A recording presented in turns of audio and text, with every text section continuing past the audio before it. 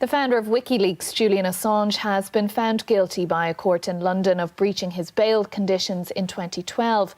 He was arrested this morning at the Ecuadorian embassy. A little earlier on, I spoke to the barrister Geoffrey Robertson QC, who has previously represented Mr Assange. I began by asking him about their connection. I got bail for him originally about 9 years ago. And I've kept in touch with him ever since. I saw him in the embassy a couple of weeks ago. I have a view of him that I think he's autistic. He thinks he is as well.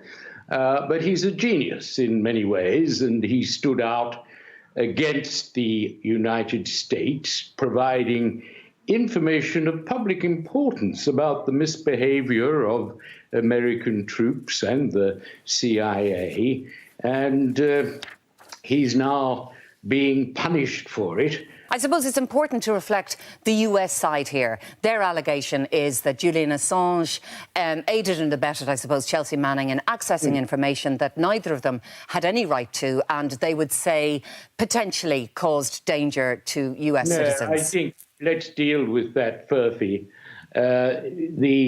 Manning was prosecuted. The prosecution accepted eventually that no life had been lost and no life had been put at stake by those revelations, which were not top-secret documents, after all. They weren't classified in the way that you have to classify if lives are at risk. So that's utterly wrong.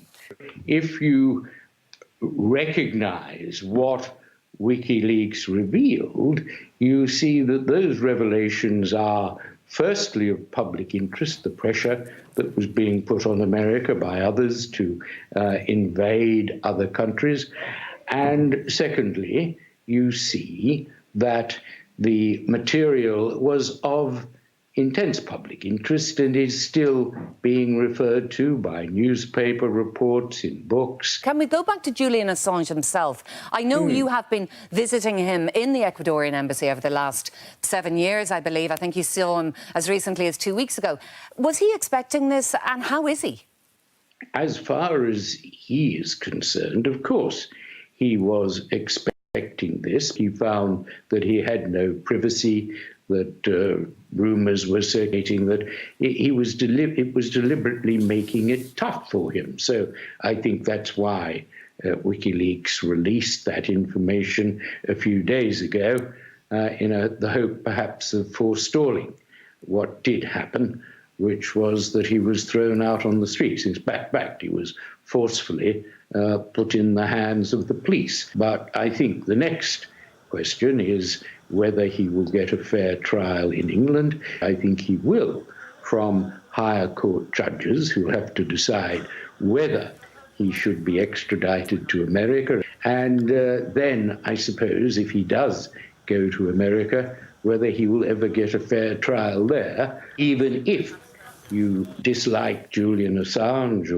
or dislike his views, he is nonetheless a journalist who has added immeasurably to our knowledge of American power politics and what it does in the world and what other countries do in the world. And for that reason, he deserves the support of those who truly believe in free speech. Geoffrey Robertson, thank you very much indeed for joining us from London today. Thank you.